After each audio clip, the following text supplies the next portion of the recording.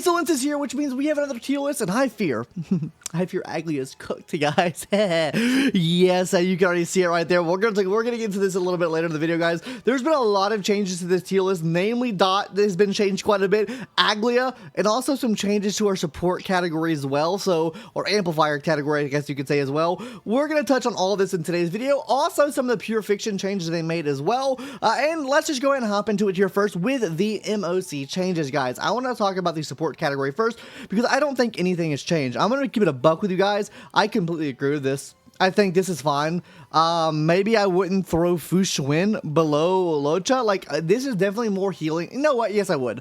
It is definitely more healing oriented currently at this point in the game. I would say Fu Xuan's good for someone like Archer, especially if you can't get the crit rate, because she provides crit rate, and then she also is going to be providing that extra damage percentage for someone like Sparkle on the team as well for him too. So, I mean, I think those work hand in hand with each other. But overall, I mean, I think this is fine. Yeah, I think this whole support here, I'm not going to really touch on this. This is good. But with that being said, guys, let's go ahead and talk about our amplifiers, the actual changes. Oh my god, why? Bro, what's the glaze? Oh my god, dude. Oh my god. I am a Bronya hater. I'm a Bronya hater, and I literally specifically built her for my Fantasy to think that she would be good, and arguably she is pretty good for Fantasy, but I still prefer Sparkle over her. I don't know, man. Okay, now I will say the action advance for Fantasy with Sparkle does get kind of cucked sometimes because the 50% doesn't like get you necessarily back all the way to the front in front of the Sunday to reproc it again. So I see the issues there. We're going to touch more on that in a second, though. Because overall, ain't no fucking way. In most teams, she is better than Sparkle. Move her ass down, bro. Ain't no way, dude. This is Copium. This is Copium. And you think that she's on the same tier as Ruan? Fucking, you're out of your goddamn mind, Prydwen. Prydwen's out of their goddamn mind here. Let's go ahead and taper her down here, bro. You know what? I'm a Bronya hater, so she should probably be in tier 1. But no, she's going down to at least tier 1.5 for me. Because fuck Bronya, bro. I'm a Bronya fucking hater to the day I die. I swear to God, I'm completely biased here, and I don't care. You can say in the comment section down below, she is ass. There is no shot that she is better than Sparkle. I think Sparkle deserves a bit here, sure. Sunday's up here. I mean, yeah, they're pretty close on that. I mean, 1, 2, 3. If you had Sunday, Sparkle, and then Bronya there, but realistically, Bronya in tier 1.5, I think that's completely fine. And then we have Ting Yun. Imagine the 4-star version being better than the 5-star. It is actually so fucking cooked. Oh my god, Break's so cooked. Break is so fucking cooked, guys. It is unreal how cooked the Break is, guys. Oh my god. Yeah, move her down. Like, dude, Break's just not good. Break in this current meta, Break feels right now, what Break feels like is what Dot felt like a couple patches ago. Like before we got the big buff to Kafka. Dude, they have swapped places. You have swapped the places of Dot and Break. You've completely 180'd both of them. Now Dot's great again, and then yeah, Break's ass again. So hey, Firefly and Rappa mains, buddy, you're cooked. Take it from a Dot main. You guys got about at least a year and a half before you guys are going to get irrelevant again. Let's take a moment of silence. Let's pray for the Dot mains. They're going to need it because this is going to be a rough fucking stretch. Anyways, guys, hopping into what else is here on this list here. Ting Yun getting moved up. I mean, I guess Ting Yun can work for like teams with Fantasy, sure. What else other team does he work for? I mean, I guess she can also work on like a Hysilens team as well for getting extra reprocs of Dots, and it gives you extra damage, gives you extra attacks. So I mean, I guess it technically can work in those teams as well, though I really wouldn't prefer it over Ruan Mei. I don't know if I would move her up this high per se. I mean, I don't know, maybe a bit of a hot take here, guys. I would, well, let me see the reason. I actually want to see the reason that they moved her up here, actually. They don't even provide really a reason. Phainon. Okay, so all of these are getting moved up because of Phainon. Literally because of Phainon, right? And in terms of Phainon, I guess you could say she's good, but overall, I don't think she's good on most other teams because of her SP and efficiency. Don't you even say it's a skill issue, because it's not. There's this inherent flaw with her kit that it should not be a 50-50. It should be 100% every other turn. You get a free skill point back. I don't want to hear any otherwise. Don't tell me that shouldn't be the case. That should absolutely be the case. Now, let's move on to the rest of this list here. I mean, everything else here, pretty agreeable. Like, few getting moved down, I can agree with that. Quite literally, the only problem I have with this is Bronya getting moved down here. And honestly, the problem I have overall with the Amplifier tier is the fact that Triby's not over here. Like, how do you have someone that's more of a sub DPS and Cypher here not over in this tier. Like, she provides more debuffs than Cypher does. Doesn't that make fucking sense? I don't fucking know, guys. It doesn't make sense to me. Anyways, guys, as we're on the topic of this tier, guys, the support DPS tier, yeah, she moves over here. If anything, I would say that she moves over here, and then she moves over here as the support DPS. Genuinely, guys, if I were to give a top rank for like a support DPS, I would say Anax is up here as well. I think Anax works just as well on a support DPS team with like the Herda team than he does as a main DPS. I would probably put him up here. I think they're pretty on par with each other on both of these teams. I would say he's overall better than Jade on these teams for sure. Like, sure, some of the more AoE centric content, even still, like, he's not that far behind what Jade's able to do, and he just outclasses Jade in almost every single way in like some of these like smaller like 4 target scenarios. He's still out DPSing her and out damaging her, so I would probably be moving him up and then keeping her the same level here. As far as Kafka goes, yeah, I think Kafka deserves this 100%. They have an eyeball next to her. Why do they have an eyeball next to her? Okay, then with the above information in mind, we specifically called out the AS rankings. Dot has always struggled in AS.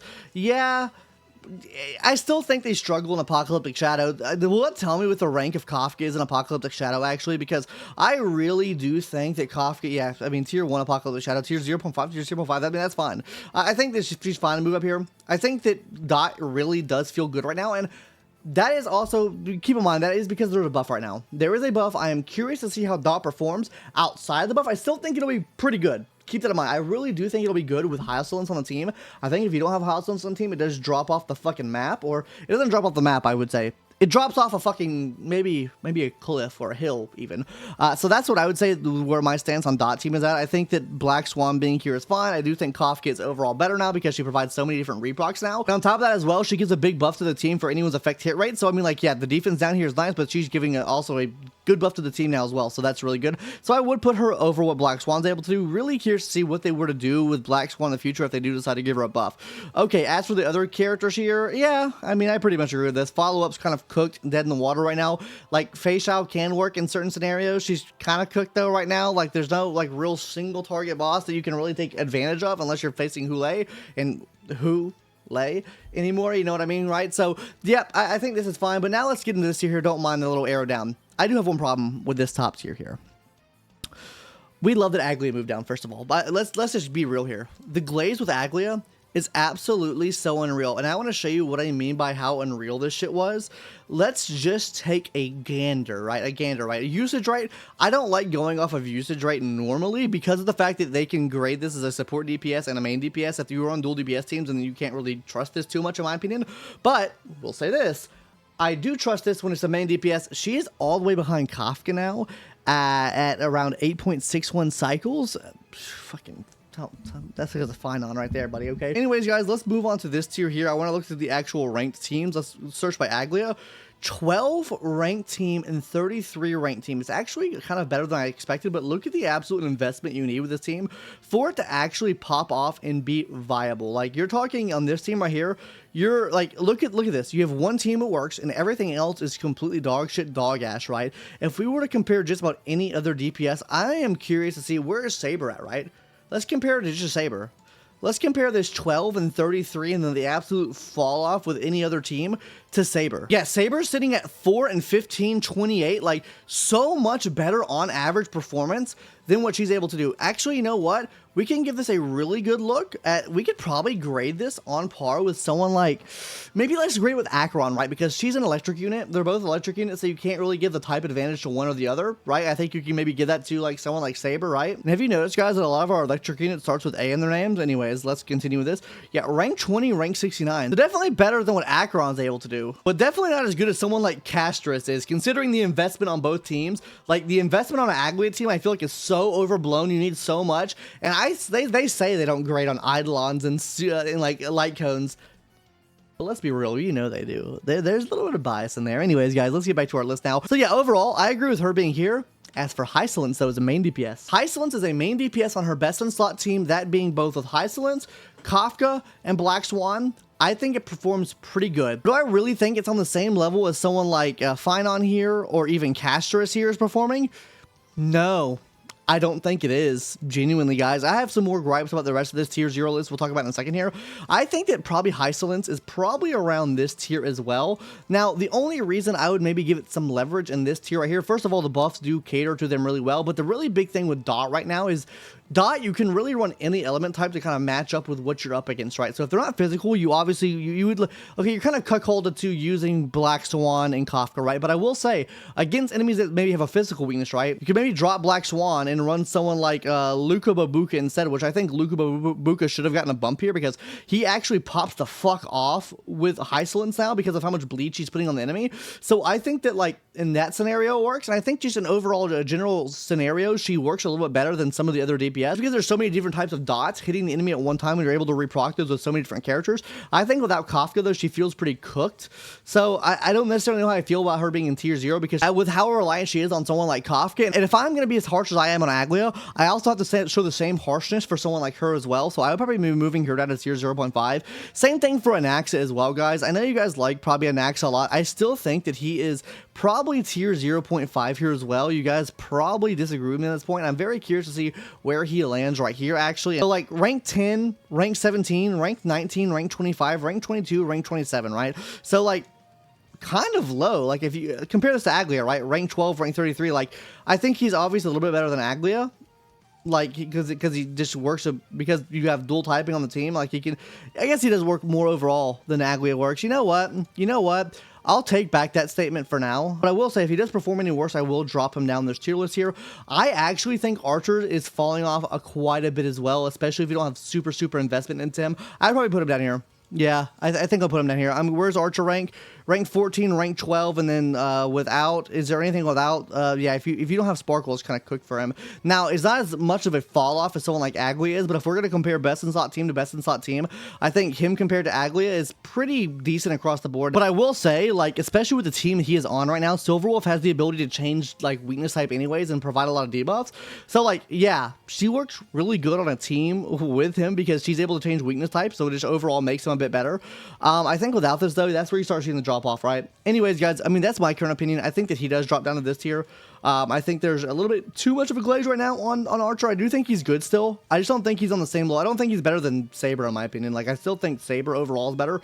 And you guys are probably going to fucking shut me in the comments for that one. Now, Jingly Yu moving up is actually a pretty big one. You know, she probably is performing on par with my Acheron if you have her in the correct build with, like, the correct, like, HP scalings and stuff like that, especially paired up with Hysilens. Now, Hysilens, I will say, you really do want her to have her light cone for, you know, Jingly to really pop off there. But yeah, other than that, you know, it's kind of cooked.